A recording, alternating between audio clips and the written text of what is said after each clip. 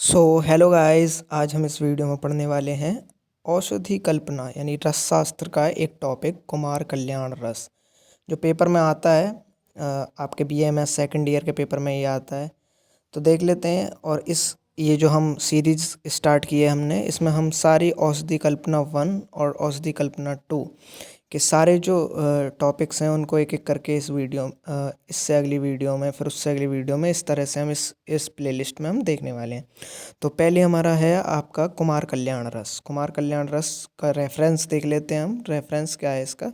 AFI part 1 यानी कि Ayurvedic formulary of India part 1 इसका रेफरेंस है। ये आपको पता होना चाहिए, आपको MCQ में भी पूछा जा सकता है ये। घटक द्रव्य हम इसके देखते हैं। तो घटक द्रव्य मतलब कौन कौन से इसमें इंग्रेडिएंट्स यूज़ होते हैं कुमार कल्याण रस को बनाने में, वो क्या क्या हैं। तो रस सिंदूर है, मुक्ता भस्म है, हेम भस्म, अबरक भस्म, लोह भस्म, माक्षिक भस्म और कुमारी रस। ये मर्दन के लिए पर्याप्त मात्रा होनी चाहिए। तो ये सारी चीज़ें इसमें घटक द्रव्य के तरीके से यूज़ होती हैं। आगे देखते हैं इसकी निर्माण विधि, यानी कि ये बनता कैसे है कुमार कल्याण रस। जो आपका रसायन है वो बनता कैसे है, तो ये देखते हैं हम इसकी निर्माण विधि। निर्माण विधि में क्या है, तो कुमार कल्याण रस की सभी सामग्री को एकत्र करें, यानी कि जितनी भी ये ऊपर सामग्रियां हैं, कौन सी, रस सिंदूर, मुक्ता भस्म, हेम भस्म, अबरक भस्म, लोह भस्म, माक्षिक भस्म, कुमारी रस, इन सभी को एकत्रित करें। उसके बाद क्या है, रस सिंदूर को खल्व यंत्र में अच्छी तरह से मर्दन करें। अब इसमें क्या है, रस सिंदूर जो घटक द्रव्य है इसका, आपका कुमार कल्याण रस का, उसको क्या करना है हमको, उसको हमको क्या करना है, उसको खल्व यंत्र में क्या करना है हमको, उसको मर्दन करना है, उसको क्या करना है, ट्राइचुरेट करना है। आगे देखते हैं क्या कह रहे हैं, आपके शेष सभी सामग्री मिलाकर अच्छी तरह से मिश्रण करें। अब क्या करना है हमको, रस सिंदूर को तो खल्व यंत्र में मर्दन करना है, और बची जितने भी घटक द्रव्य हैं उन सबको इसमें मिलाकर क्या है, मिश्रण बनाना है अच्छी तरीके से। उचित मात्रा में कुमारी स्वरस मिलाकर तब तक मर्दन करें जब तक वह गोलियां बनने योग्य ना हो जाए।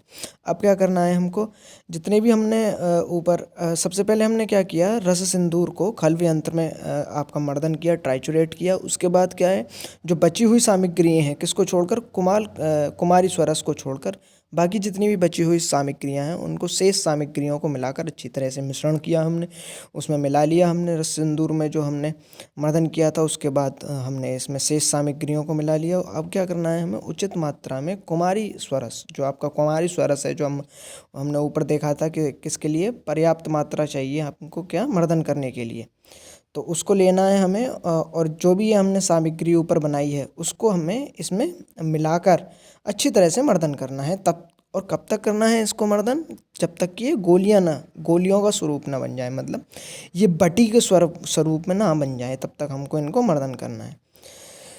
अब क्या कह रहे हैं, मिश्रण को मूंग के आकार की गोलियां बनाएं। अब जो मिश्रण बना है, अब ये जो गोलियां बनने योग्य जो मिश्रण बना है, उसको हमें क्या करना है, उसको मूंग की दाल के बराबर, मूंग की दाल का जो आकार होता है वो कितना होता है, 62.5 mg, ये आपको याद रखना है।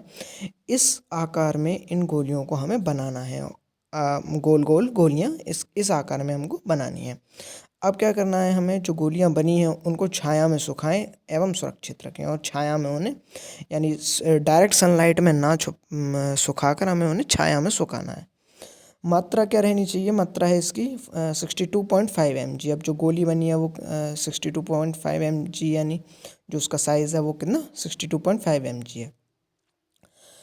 अब कह रहे हैं अनुपान, यानी कि जो कुमार कल्याण रस जो बना है ये, उसको हमको यूज़ कैसे करना है, किस किस चीज़ के साथ इस्तेमाल किया जा सकता है, तो वो है दुग्ध, यानी कि आपका दूध है, शहद है, सीता यानी मिश्री के साथ भी आप उसे ले सकते हैं।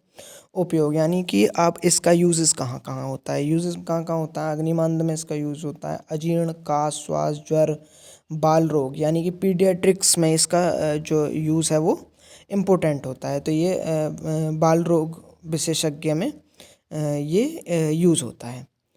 अतिसार में यूज़ होता है, क्रस्ता, कामला, इन सभी चीज़ों में ये यूज़ होता है। केमिकल कॉम्पोजिशन क्या है, मतलब कि इसमें कौन कौन से केमिकल्स होते हैं, तो वो है आपका गोल्ड है, कैल्शियम कार्बोनेट है, फेरिक ऑक्साइड है, मैग्नीशियम है, जिंक है, ये सभी क्या है इसके केमिकल कॉम्पोजिशन है। औसत सेवन काल, अब इसे यूज़ कैसे करना है या खाना कैसे है, तो वो आपको दिन में 2 बार सुबह या शाम इसको खाना है। फार्माकोडायनामिक्स देख लेते हैं इसकी। फार्माकोडायनामिक्स का मतलब होता है कि जो आपका ड्रग है वो आपकी बॉडी के ऊपर कैसे कार्य करता है। तो ये क्या क्या करता है, ये एंटीपायरेटिक होता है और इम्यूनोमॉड्यूलेटरी होता है। एंटीपायरेटिक यानी कि बुखार को दूर करने वाला, और इम्यूनोमॉड्यूलेटरी यानी कि आपकी रोग प्रतिरोधक क्षमता बढ़ाने वाला होता है। कह रहे हैं रस सिंदूर एवं हेम भस्म, जो रस सिंदूर होता है और हेम भस्म, इसमें जो घटक द्रव्य हैं कुमार कल्याण रस के, रस सिंदूर और हेम भस्म, ये क्या करते हैं, help in reducing body temperature को कम करने में हेल्प करते हैं। एंड द फॉर्मेशन में exert immunomodulatory effect bye enhancing body defence mechanism against infection. और जो आपका द फॉर्मेशन में एक्सर्ट, और जो ये जो फॉर्मेशन है, ये जो दोनों चीज़ें हैं रस सिंदूर और हेम भस्म, ये क्या है, इम्यूनोमॉड्यूलेटरी इफेक्ट भी दिखाते हैं, यानी कि आपकी बॉडी को डिफेंस मैकेनिज्म जो होता है बॉडी का उसको स्ट्रॉन्ग करते हैं।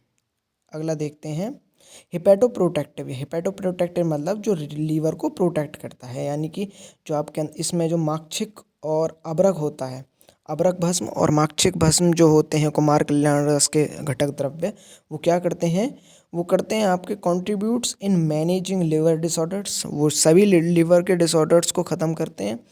सच एज जॉन्डिस, यानी कामला में हेल्पफुल होता है, ये हमने ऊपर देख लिया इसका। आगे देखते हैं रेस्पायरेटरी सपोर्ट। रेस्पायरेटरी सपोर्ट मतलब श्वास कास की जो बीमारी है उसमें भी ये हेल्पफुल होता है। तो क्या कह रहे हैं, हेल्प्स इन एलिवेट्स मतलब रिड्यूस करता है, ये हेल्प करता है रिड्यूस करने में, क्या रिड्यूस करने में, respiratory symptoms and improve lungs function. Lungs यानी कि आपके फेफड़े फुफ्फुस का जो कार्य है उसको इम्प्रूव करता है, और आपके जितने भी रेस्पायरेटरी सिम्टम्स होते हैं, जितने भी श्वास कास जन्य व्याधियाँ होती हैं, उन सब में हेल्पफुल होता है। आगे देखते हैं क्या कह रहे हैं, gastro intestinal benefits. Gastro intestinal मतलब सभी आपके जो उदर रोग हैं उनको, उनमें ये फ़ायदेमंद होता है। तो हेल्प्स रेगुलेट बोवल मूवमेंट, जो बोवल मूवमेंट होते हैं उनको रेगुलेट करता है। ये रिड्यूस डायरिया, आपके जो पेट खराब होता है या जब डायरिया हो जाता है उसको ख़त्म करता है, डायरिया के एपिसोड्स को रिड्यूस करता है। ये हेल्प्स इन इनडाइजेशन, और जब आपका अपचन हो जाता है, जब खाना नहीं पचता, उसमें भी हेल्पफुल होता है। अब देखते हैं फार्माकोकाइनेटिक्स। फार्माकोकाइनेटिक्स मतलब जो ड्रग है वो बॉडी के ऊपर जो बॉडी है वो ड्रग के ऊपर क्या कार्य कर रही है। तो मतलब अगर बॉडी में ड्रग गया तो अब बॉडी उसके प्रति क्या सिम्टम्स दिखा रही है। तो सबसे पहला है एब्जॉर्प्शन। जो ड्रग हमने किसी भी रूट ऑफ ड्रग एडमिनिस्ट्रेशन से या लिया, या फिर ये तो ज़्यादातर oral route of drug administration से लिया जाता है। तो यही कह रहे हैं कि एब्जॉर्प्शन में क्या है कि oral administration facilitate the absorption. जो आपका कुमार कल्याण रस होता है ये कैसे है, ये ओरल एडमिनिस्ट्रेशन से ही लिया जाता है, यानी कि आपके मुंह से ही इसको लिया जाता है। ऑफ द इंडाइजेशन इंग्रेडिएंट, माफ़ कीजिए, oral administration facilitate the absorption of the ingredients through the gastrointestinal tract. ये साफ बात है, जो एब्जॉर्प्शन होगा इसका, भाई जब ओरल एडमिनिस्ट्रेशन है इसका, रूट ऑफ ड्रग एडमिनिस्ट्रेशन इसका ओरल है, तो ये क्या है, इंडाइजेशन जो इंग्रेडिएंट्स हैं वो कैसे, गैस्ट्रोइंटेस्टाइनल ट्रैक्ट के थ्रू ही एब्जॉर्ब होंगे बॉडी में। अगला कह रहे हैं मेटाबॉलिज्म। मेटाबॉलिज्म कैसे होगा इसका, components undergo metabolism in the liver and other tissue. तो जो मेटाबॉलिज्म होता है इसका वो कहाँ पर होता है, लिवर में होता है और अदर टिश्यूज़ में होता है। डिस्ट्रीब्यूशन क्या है, पूरे बॉडी में फैलता कैसे है, the active compounds are distributed throughout the body via the blood stream. अब बॉडी में एब्सॉर्ब हो गया, ये ब्लड स्ट्रीम में जाता है, और कैसे आपके पूरी बॉडी में डिस्ट्रीब्यूट हो जाता है। कौन से कंपोनेंट्स, जो आपके एक्टिव कंपोनेंट्स होते हैं इसके, वो कैसे बॉडी में डिस्ट्रीब्यूटेड हो जाते हैं, फैल जाते हैं, किसके थ्रू, ब्लड स्ट्रीम के थ्रू। अब कह रहे हैं reaching target organ as the liver, lung, gastrointestinal tract and reproductive system. अब क्या कह रहे हैं कि ब्लड स्ट्रीम में घुलने के बाद पूरी बॉडी में घुल जाते हैं या डिस्ट्रीब्यूट हो जाते हैं और कहाँ पर पहुँचते हैं, टारगेट साइट पर पहुँचते हैं, टारगेट ऑर्गन पर पहुँचते हैं जहाँ इसकी ज़रूरत होती है। जैसे लीवर हो गया आपका, लंग्स हो गया, गैस्ट्रोइंटेस्टाइनल ट्रैक्ट में कहीं पर भी हो सकता है वो, रिप्रोडक्टिव सिस्टम। अगला है एलिमिनेशन। एलिमिनेशन मतलब बॉडी से बाहर कैसे निकलेंगे ये। तो एलिमिनेशन क्या है, any unutilised constituent is primarily eliminated through urine and faeces. और जो आपका अनयूटिलाइज्ड कॉन्स्टिट्यूएंट होते हैं कुमार कल्याण रस के, वो कैसे, यूरिन और फीसेस मतलब आपके पुरुष और मूत्र के द्वारा शरीर से बाहर हो जाते हैं। अगर आपको इसका PDF चाहिए तो वो आपको कमेंट सेक्शन में मिल जाएगा। Thank you.